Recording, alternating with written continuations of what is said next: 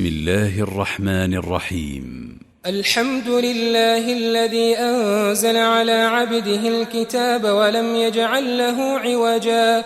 قيما لينذر بأسا شديدا من لدنه ويبشر المؤمنين الذين يعملون الصالحات أن لهم أجرا حسنا ماكثين فيه أبدا وينذر الذين قالوا اتخذ الله ولدا ما لهم به من علم ولا لآبائهم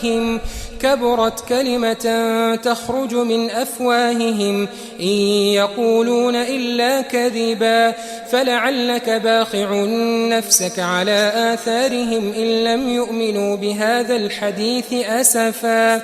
إنا جعلنا ما على الأرض زينة لها لنبلوهم أيهم أحسن عملا وإنا لجاعلون ما عليها صعيدا